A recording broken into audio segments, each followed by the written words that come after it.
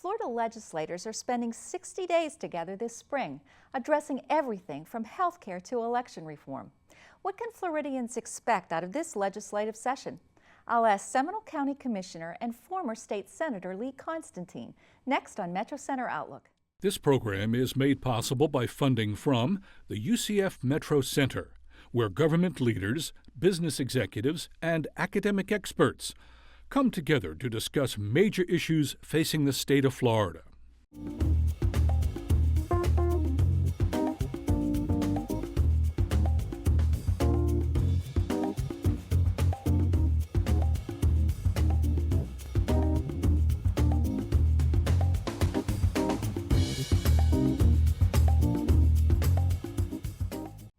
Hello everyone, welcome to Metro Center Outlook. I'm Diane Trees, Director of the UCF Metro Center and your host for Metro Center Outlook.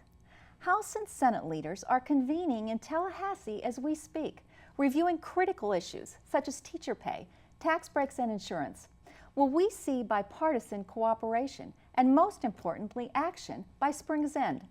Lee Constantine, a Seminole County Commissioner and former state senator, joins me today to discuss the 2013 legislative session.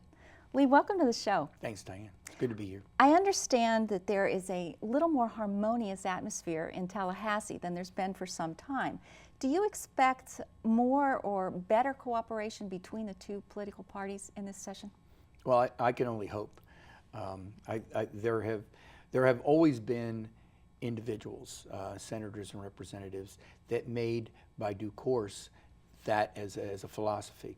But you know, in the recent past, certainly there has been a lot of discord, disagreements, party haggling, and certainly when the Republicans took a large percentage, and in fact they had a supermajority, which the Senate lost out of the 2012. Which the Senate lost, but when you had that, and the Democrats used to have that in the 90s, early 90s and 80s and everything. Then you have not just between the political parties, but between those in the same party that might have a slightly bit different philosophies. So I've always felt that, and I think a lot of it came from the fact that I was not only a local official first, and there wasn't any party affiliation, but also that I was in the minority when I first got elected to the legislature. For the first 4 years, I was, Republicans were in the minority. When you're in the minority, you learn, you watch the people, and try to, work a little bit harder, treat them a little bit different. And so when I got in the majority and rose to a position of leadership, I was, I remembered how they treated me, and I didn't want to treat them the same way. So we worked I always worked well with the other party, and frankly, I think it brings better legislation and policy. How about with the loss of the majority in the supermajority in the Senate? How will that impact legislative decisions? Will it make a big difference? I think that what it is you have to, and anytime you do this, it makes better legislation. They'll have to think twice before they bring out a certain policy that may have the Democrats, just would be totally opposite of their opinion. They'll have to bring them in. They'll have to talk, because if you don't have a supermajority, which frankly I think is good for both parties not to have a supermajority. It's forcing them to talk a little bit more. It makes them talk more. And the minority, and like I said, I was in the minority before, you can wreak havoc, on a number of different things. Slowing bills down, maneuvering around. Somebody doesn't show up at a committee meeting, all of a sudden, it's a 50-50 split. So I think it's a good thing. I believe that it makes better policy, and certainly it will make the leaders of both the Senate and the House think twice before they bring out any type of legislation that they know is going to be, just terrible in the eyes of the Democrats. Were you surprised with the flurry of activity this time prior to session? The committees, it was reported at least that they were a little bit more substantive in nature. Mm-hmm. It's interesting, but the off-year elections, the ones that you're coming into this session, no one is going to be up for office at the end of the year. those do have a lot more activity early on, because everyone knows that if you're going to get something really important done, this is the year to do it. And so no governor's running, there's no presidential election, you know, it's an off year. This is the time to do that. So we had a lot, as Floridians, we in the legislature have a lot of issues that they need to address. So bringing forth like ethics and election reform and those issues early is a good thing. It will also give them time to get into the other issues during the legislative session. Well, you talk about the leadership involved here. You have Representative Speaker of the House, Will Weatherford. He's 33 years old, and he is presiding over committees chaired by people as young as 29. Is youth an asset, or is it a handicap for these legislators? Well, first of all, I'll talk, you know, individually, and then I'll talk collectively and in general terms. You know these people too. Yeah, individually, Will Weatherford's a fine person, and he'll make a very good speaker. He's shown me, at least, and I think a lot of other people, his level of maturity, his sense of himself, of where he wants to take the legislature. So, in my opinion, Will Weatherford will be a fine speaker, do many very good things, not only now, but in the future. And he does have, as many legislators, people, you know, even though Florida has a lot of new folks that moved down here, there still is a sense of history, you know, and he is one, his father-in-law was a Speaker of the House. That's and correct. So Alan Bence, who was his father-in-law, who is his father-in-law, excuse me, helped train him and get him prepared for this position. So I think he'll do fine. Now, collectively, I think that Florida has, and I'm going to go back a few years, but I think that we, as Floridians, did a terrible thing to ourselves. We put in 8 is enough in 1992, and what you basically have changed is, yes, more young people are running for the legislature.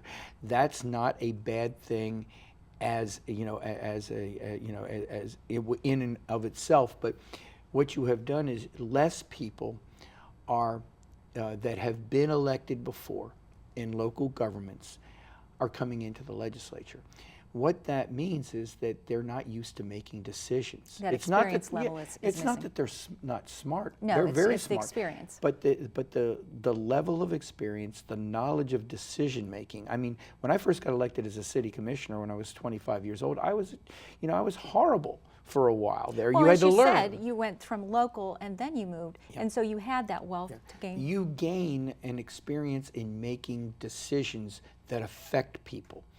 And what, you know, if this is your first job in elective office, let's say, what you do, you don't really have that experience of seeing the nice little old lady walk out of Publix or Winn-Dixie and tell you that you better not change that you better fix that street sign, or you better, and what you have is a bunch of people in the gallery that are mostly lobbyists that that have been there and have a lot of experience, and will tell you wonderful things about what a great human being you are, and unfortunately, they start believing it. It's a check with reality, It and is. part of it experience. It is, and we did this to ourselves. You know, when I first got elected, I'll never forget, Congressman Dan Webster had been in the legislature for a while, and he took me under his wing, and he said, you know, Lee,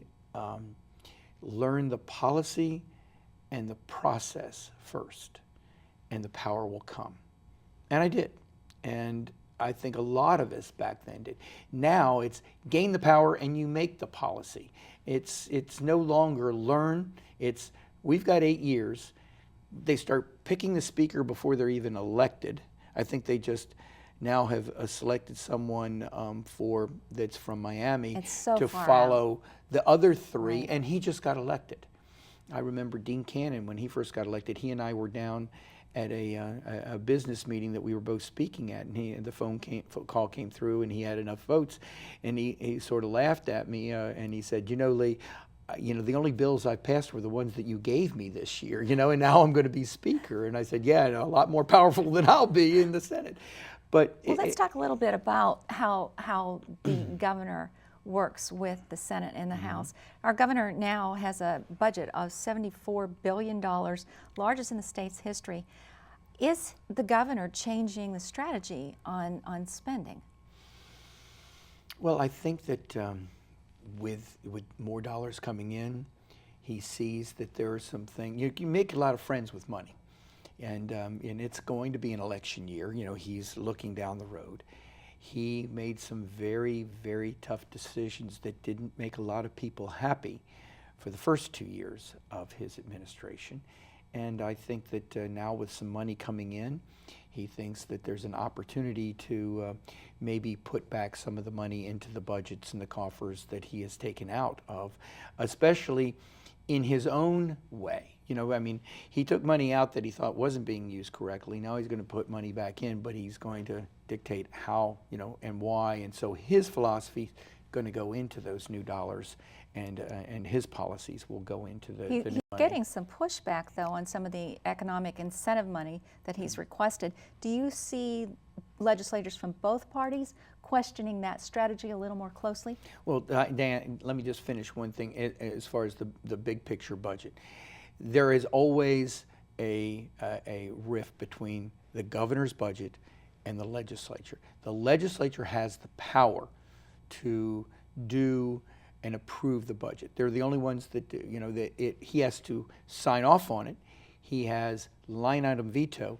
But I served with 3 governors, and I was on the Appropriations Committee every year but my first 2 years. And I will tell you that we would get the governor's budget, say thank you very much, and please forgive me for this, tear it up. Now, and is that start for all all over. of them? Every one of them. Every one of them. That happens, okay? It's because we are the ones that can, you know, that administer the dollars, and we hold that very close. So will we take some of his ideas? Yes. Do we want him to have his, you know, philosophies in there or policies? Because he is the governor of the state of Florida. Yes, especially when we're of the same party. Will he have priorities that he'll beg us to, not beg us, but he will ensure, you know, stay in the budget? Yes. But do we really look at that as a guideline for the budget that we put together? No. Now, going back to the incentives, I will simply tell you that a lot of us for a long time have questioned the incentives. It's one thing when South Carolina and other states came out with these incentives that, you know, that were taking potential jobs away from Floridians. Well, now it's a question of, I think that that's been a level playing field. And now I think that the businesses, being smart, you know, businessmen and women, have picked up on this, and now they play each other. They play us against one another. And I'm not saying that we can't, that right now, if one state's doing it and it's so much, you know, I mean, that they see that it's so, they could save so much money or make so much money going there, that we have to keep it up. But there needs to be some adjustments made. There has to be adjustments. I mean, now as a Seminole County Commissioner, I've just been presented with an opportunity that might be coming from another county here in Central Florida, and we're going to give incentives to have them move. You know, that's not right. It's just not what we should be doing. And state to state, Florida has a lot of things to offer, and we have made ourselves extremely attractive to businesses. So does that mean that everybody that brings jobs, we need to give them $5,000 for that job? No. I think we need to reevaluate that whole system. I think other states are doing it also, but it almost has to happen simultaneously, because if one state keeps it and all the other states get rid of it, then we could, yeah, they'll have a strong advantage. Speaking of the state as a whole and the perception, we took national ridicule for our 2012 elections with length of ballot and early voting days. Those are hot topic items. Do you see us, though, having real action come out of this session for election reform? Well, I will tell you this. I was chairman of Ethics and Elections for 2 years in the Senate, and there is no committee that is more scrutinized by the other members, because they're all experts at elections. And so it's very difficult to change things in elections. In my case, we were trying to get the paper ballot back, and we were successful. We added early voting days, but remember, early voting days just came on just has come about in the last less than 10 years. So we were treading lightly going into that. Well, now we've seen it's a tremendous success, and everybody wants to do it. Now, I will tell you, it's very difficult for those that are out there campaigning. I mean, because it's not just waving signs on election day, it's waving signs at every location all the days of early voting. Changes the dynamics again of your election. It changes it tremendously. So do I think that we're going to do, yes, I've already heard that they're going to put in some opportunities for the supervisors of elections to have between 8 to 21 days of early voting. They're also talking about not just in the county libraries, but maybe some other locations that they can have early voting. So I think that, early voting is here to stay. So you think that will get passed through? I think that that's something that they now realize is part of the dynamic, and we're going to have to do that, and we might as well give as much flexibility as we can. On the other side that you said, the long ballot, that was the legislature's own fault. They did it to themselves. And I think that they will learn that we're not going to put 20 constitutional amendments on the ballot anymore. That's what made it bad, I think, or a long process. I think that a lot of citizens took it very seriously, and therefore went in, but didn't study the issues as much as they should have before they went in to the ballot. But once they were in the ballot, they were reading these things and trying to figure out which side they wanted to go. And it was. And I think that is easily fixed. Just don't put so many constitutional amendments on there.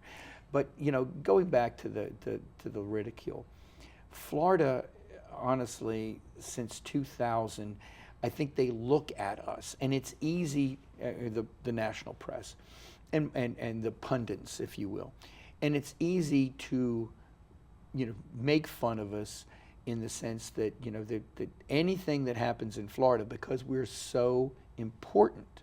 I mean, in Iowa, your vote really doesn't count. You're either, most states, they're either a blue state or a red state, and very few are large states. Well, the big states, we always know New York and California are, solid blue. We know Texas is solid red. And Florida, we don't know what Florida is, decides the election. So we have a bigger, a much bigger importance into the election, and therefore everybody's watching us very closely. And too many of most of the mistakes that were made were isolated in the bigger counties, the southern counties. It's always been that way, and I don't know what we can do to change it, but we will put in some changes, and there will still be a mess up in Miami. Well, you bring the fact that Florida does do some really key decision making for the whole nation. Our votes count. What about the Republican legislatures? Do you think there'll be a more moderate stance on immigration issues, considering the growing block of Hispanic voters and looking at the impact it had on the 2012 elections? Well, remember, we don't do much in immigration law. I mean, that's a federal issue. But their stance and the way they it's the party itself needs to take a long, hard look at itself. I have come, when I was first elected, I was labeled a moderate and have been that. They've kept that label, if you will, all the way through. Bipartisan is a nicer, polite way to say that. Well, now. but because I would work with everybody. But yes, when it comes to fiscal, I'm very conservative. I think we need every dollar, every bang for every buck. On other issues that I feel are economic development issues, such as the environment. Yes, I'm very strong in the environment, but I've always considered that an economic issue. People won't come to Florida, which is our #1 industry. Truly, is growth. People won't come to Florida if the idea of Florida is gone.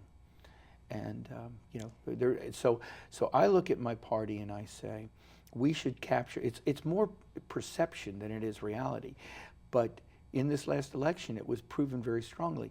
African Americans, Hispanics, and young women, stayed away from our party in droves. Now, they should take note of that, and I'm not saying lose their policies, because many times, if the policies are talked about and you come to them with a sense of here's what we truly believe, and you get them one-on-one, they many times believe in those same policies. The problem is that it's the perception, not the reality. We have been labeled as this bad, party for these groups, and we as individuals have to take a collective viewpoint and say we've got to change that philosophy. You mentioned the perception. I'm sorry. You mentioned the economic development aspect of things.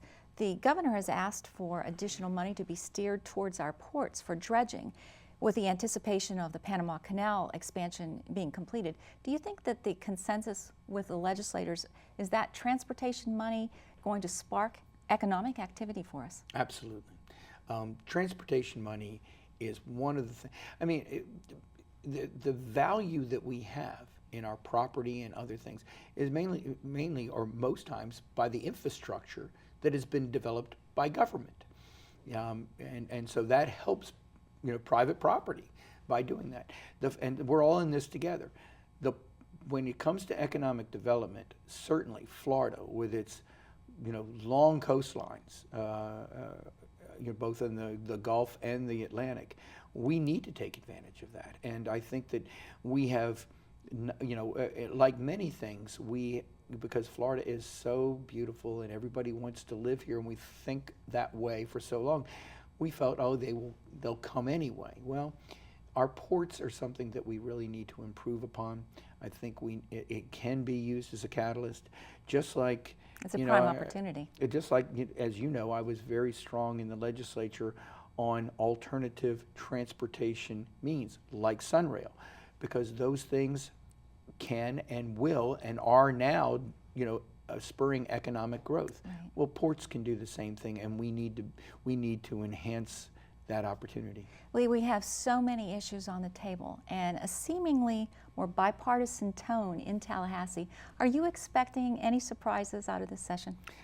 Not really. The issues that were surprises have, I think, already generated themselves.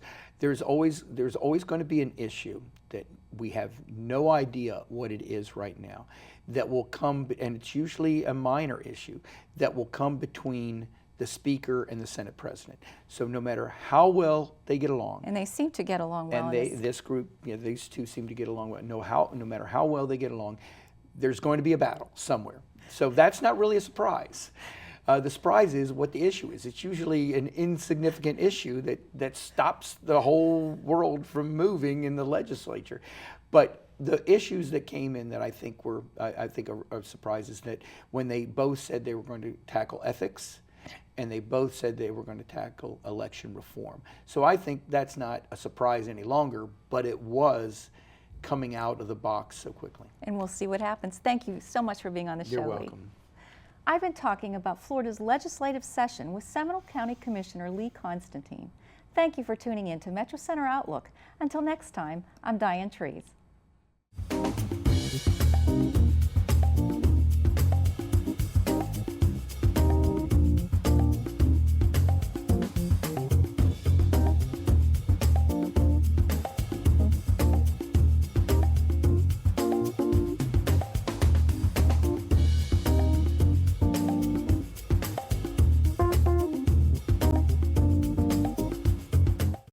This program was made possible by funding from the UCF Metro Center, where government leaders, business executives, and academic experts come together to discuss major issues facing the state of Florida.